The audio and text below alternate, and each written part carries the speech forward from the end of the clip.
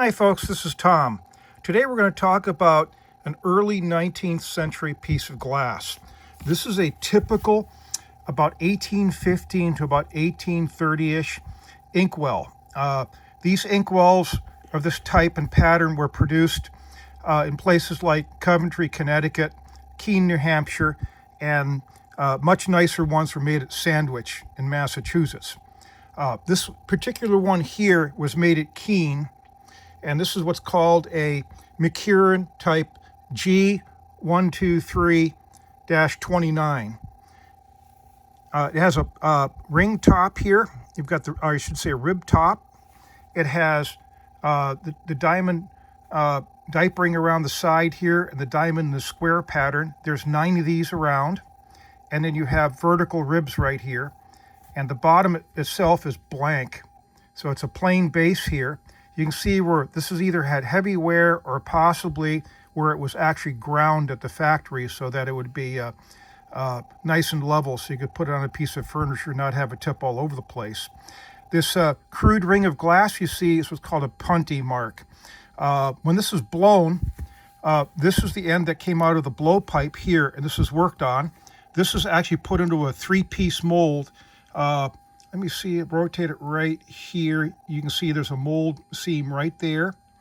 And if we rotate this carefully, I believe there's another one right there. And I believe there's another one right there. Anyways, there's 3 mold seams in here anyways. So you had the blowpipe here, this in the mold, and when the glass blower was done tooling the lip here, what you would do is you would break it off of the punty rod, which held the work. So you'd tool the other end, finish it, and then when you're done with the work entirely, break it off here and then run it through. And it would go into what was called a slore, or basically an annealing oven. Okay, so let's take a look. There's a couple of blemishes here, just so you can see them. You have to look really close, but there's a high spot here on the rim. It's not quite where there's a mold seam, so it's just a high part. There's a little bit of chipping right there. And if you look, one of the diamonds has been tipped right there. And if you look here, there is a flake out of the rim, for honesty's sake. And over here, you can see where something had dinged it right there. That's not in the body of the inkwell itself, but on the applied lip here. But you can see it's got that rainbow pattern there, so you can basically see how it extends. I'll show you the color here in its entirety in a minute. Here we go. You can see now that this is actually a pretty deep olive type of color. That's pretty well standard for the time. Sometimes these would go into more of an amber or an olive amber. I've got a twin to this, and it's an olive amber color. And the really nice ones had different types of blues, like a cobalt blue or a sapphire blue or a cornflower blue or possibly amethyst, and they're extremely rare. One of the things that I really enjoy is that inkwells like this are antiques that you can still use. I still have fountain pens, and I've got dip pens as well.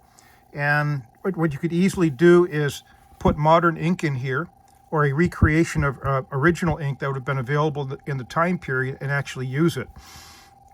On my desk at work, I've got a J&IEM Moore patent date of 1865 igloo type inkwell, and I use that to dip my fountain pen in. So I've got literally a 150 to 60-year-old antique, and I'm still using it. Love it. Okay, I'm going to back out of here for a second. Let's do some look at some documentation here. If you don't have this already, get this. It's American Glass by George and Helen McKeown. They're one of the pioneers of American glass collecting. We're going to open it up here, and oh, look at this. Right up here, you can see here's the Keene olive green type bottle glass, which we've seen already, and there's a type GIII-29. And there it is, right there. So that is this guy, People's Exhibit A in real life. The McCarran work is neat because it has all these line drawings in here as well. This is page 256. If you look, right there is their pattern GIII-29. So you've got the ribbing, you have the different diamond type pattern in there, and then the ribs on top there as well. And if we look at it again, you can see that this is what we have here. Another typical pattern is the GIII-18. And I'm going to go back a few pages here. And we're going to look for that. And there's the GIII-18 pattern, basically where you've got ribs, and then diamond in the middle.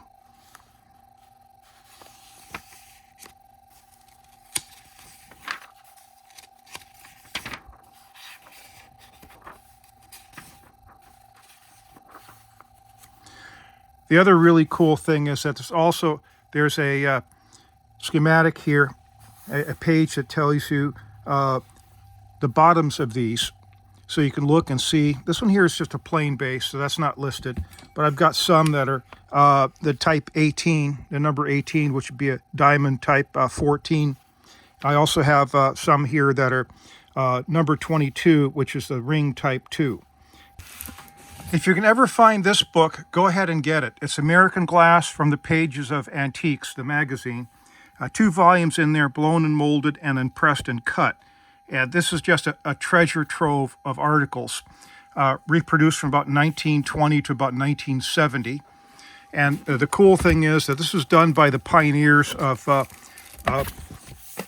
early American glass collecting. If you look right here, Harry Hall White, he actually did excavation work on various different glass houses when they were still available. And if you look at it, this says Coventry. The cool thing is you can see fragments of Coventry inkwells, but it also lists the Keene type inkwells. This is actually type 3 here, where you have 4 small diamonds in a square with 9 of these squares in a circumference. It has a plain base and a rib top face with 48 ribs. And there you go. So there's our Keene inkwell, which clearly shows it's different from the Coventry type inkwells. If you want to learn about all the different glass factories that there were, just incredible. The Mantua Glass Works, on and on and on. The Kramers, Pittsburgh glass houses, Sandwich Glass, my favorite, excavations there at the factory. Stoddard Glass, it goes on and on and on. I think I spent $15 for this in a local antique shop. Best investment I've made in a long time.